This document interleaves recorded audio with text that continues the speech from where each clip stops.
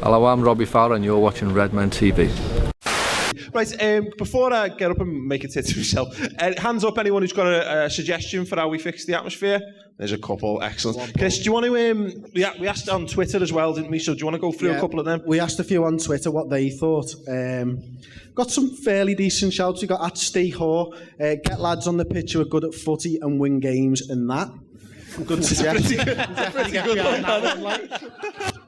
Graham Brown, make people queue up like in the old days to pay on the gate. Again, you could imagine if just the cop was to queue up for, that would be quite good, wouldn't it? Because, you know, you get people going there at sort of 8 o'clock in the morning. I'd be open. The fella who sits behind me, who sounds like Johnny Vegas going through the menopause, wouldn't want to stand around queuing up for 5 hours to get in. You know, he's the most miserable human being I've ever heard in my life. And if it means he can't go, then maybe that would improve the atmosphere a bit. I'm going to come right here. What's your name? Liam. Well, what's your suggestion, mate? It's just make tickets available on the gate. Yeah. You know, because like I'm not getting like young kids and that, they're not going to be able to have like hundreds of pounds to buy bulk tickets in one go, are they?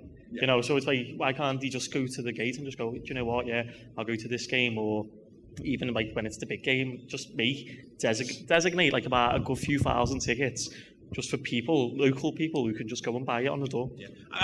It shows fanaticism, isn't it? You know, that's the right kind of people you want in. If you have to queue through the wind and the rain and all that kind of stuff to get in, then yeah. You want to do it? Can I stand up for us, mate? Okay, Mr. Agent, it's not really anything to actually increase the atmosphere, but it's something that's creeping into the game, and it galls me, is these half-and-half scarves. Who'd be dead with a Chelsea or a Man United scarf around the neck? Yeah. You know, we should have something above each turnstile saying, if you've got a half-and-half scarf on, you won't be allowed in the stadium. You either wear the Liverpool scarf or you don't wear any. It's nothing to do with the atmosphere, but it's just something that's creeping into the game, and it really gets up my nose. Just a big pair of scissors at the turnstiles, just to sort them out. And a bin, Paul. And a what? And a bin for the other team. And a bin for the other half. Like, yeah, don't go ahead, mate. Stand up for it. How about lowering the general ticket price so proper fans can get in a game instead of the businessmen there every week?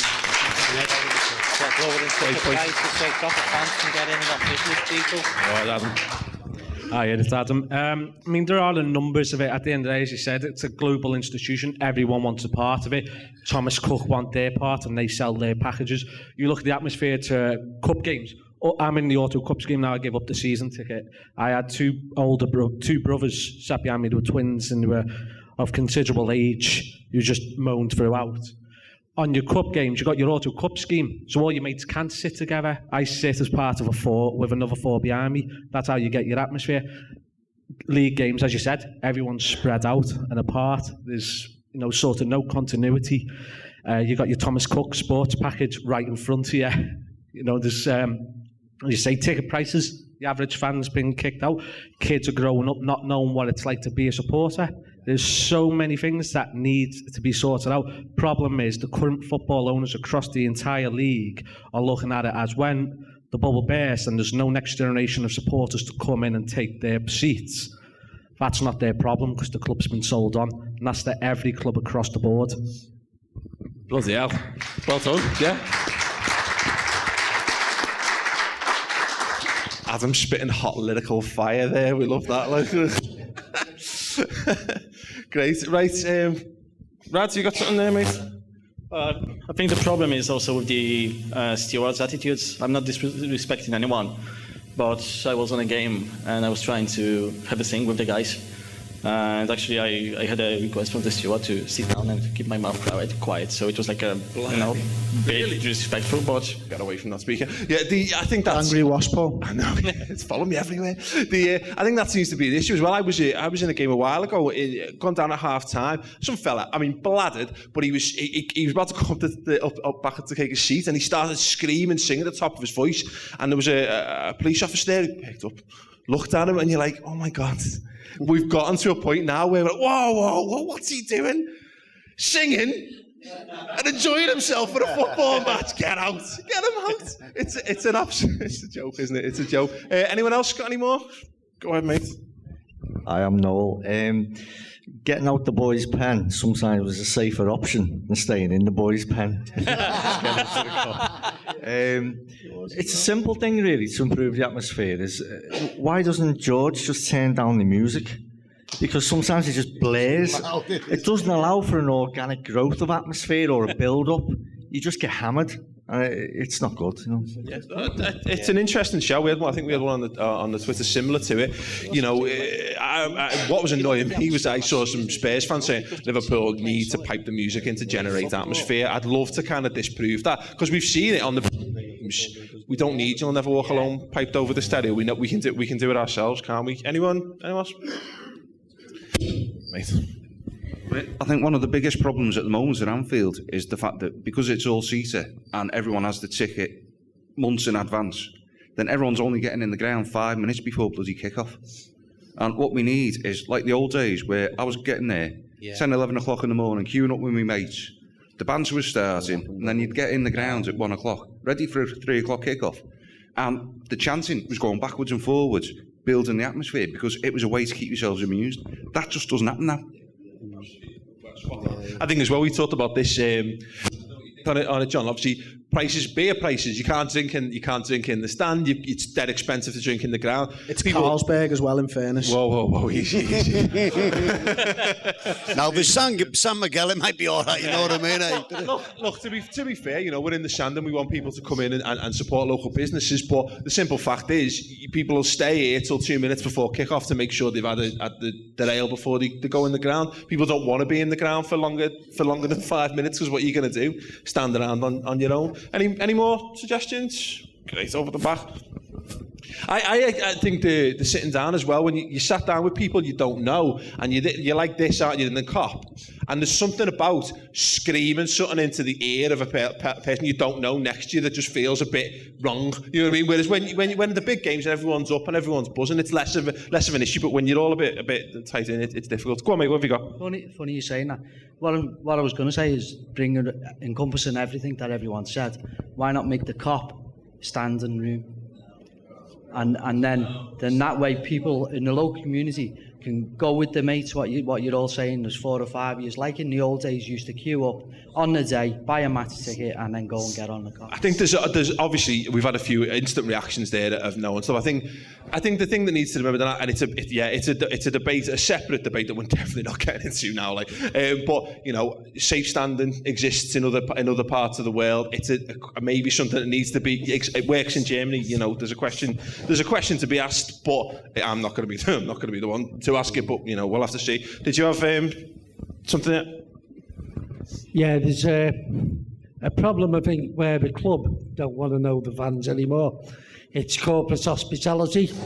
If you go on the website, just to look for a home ticket, it says sold out. But you can still get one corporate hospitality.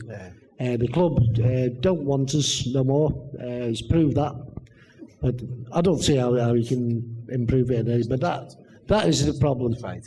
People you talk to, there's more atmosphere at away games. I think, yeah. Great. Well, yeah, I mean, it does seem to be a consistent running theme. I'm amazed no one suggested Ian Ayre firing T-shirts into the crowd at half-time as a way to pick things up. No, just me? He won't spend the money. To be fair, he's too busy being mighty red, isn't he? So it's a tough one. Did you have something? Yeah, talking about hospitality, I mean, the extension of the main stand, 8,000 seats and 4,000 of them are going to be hospitality. That says exactly what the club wants. Yes, yeah. Not what we want, but what the club wants. Great, yeah. Well, that's all right. I mean, you'd like to think if they were putting the extra revenues that are going to come in from corporate seats, theoretically, hey, lower the prices and the rest of the seats. But yeah, let's not hold our breath on that one. Go on, what have you got for us?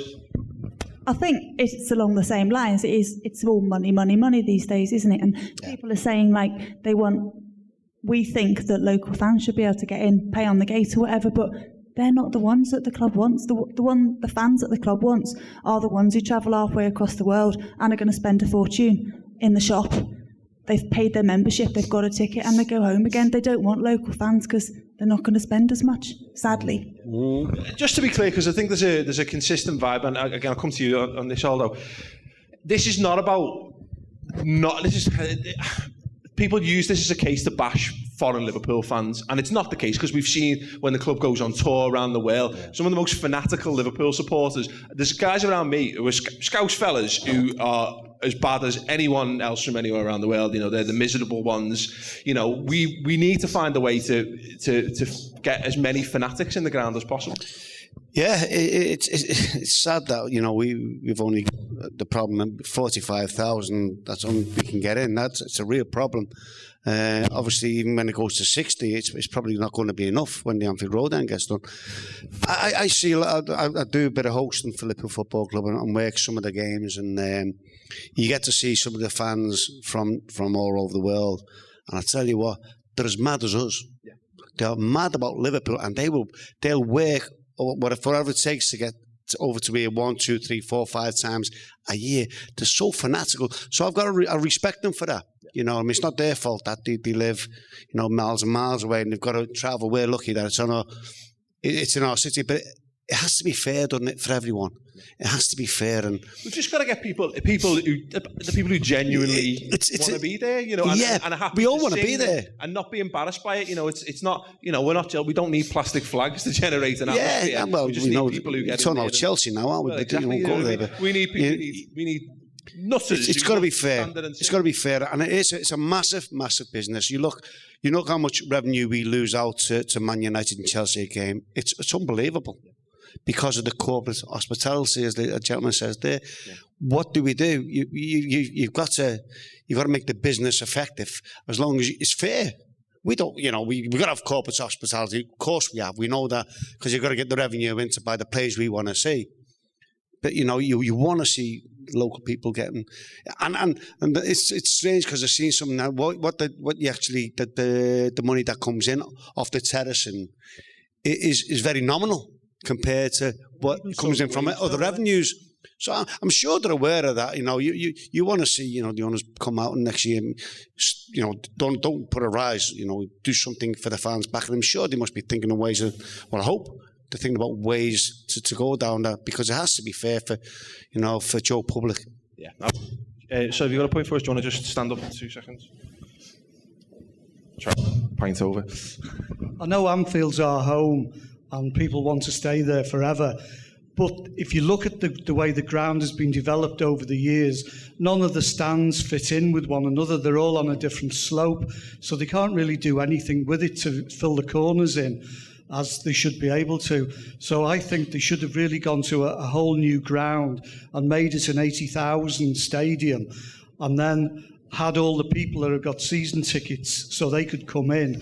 And with all the hotels that are in Liverpool, and Liverpool being a destination for stag weekends and hen weekends, to sell tickets to those people. And then if there's places that aren't taken, then give it to local schools for children who've been good at school as a thing, and that would encourage the new series of people to come in. So we're going about it the wrong way by fiddling and messing about, building little extensions on stands here and there. But it's not going to change, unfortunately, isn't it? That's what's going to happen now, you know. And years ago, you know, perhaps, you know, that should, only for them 2 clowns in America, we'd have had one now, wouldn't we? You know, the 2... To be fair, though, it's a great suggestion, you know, as a role for kids, but I think we actually need some more of the naughty kids in as well, because they're the ones who are going to make the most noise. But I think we're lucky in the fact that we're still at our spiritual home, you know, and it's a pity that we couldn't fill the corners in because of maybe the slopes and whatever reasons, and had 65,000 or more. The more the better, the more the merrier. But unfortunately, that's the way we've gone in. You know, but you know, it's all about, as I say before, you have to be fair to local people, and I hope that happens down the line, you know. Yeah, fantastic. Can I just say a round of applause? Fantastic suggestions.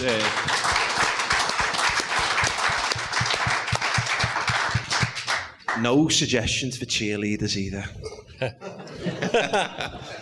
looking for a job? Yeah, definitely. The Express are talking about Liverpool eyeing up Ross Barkley, player. Top class player, like. Just, I'm talking about him. I'm not just calling you.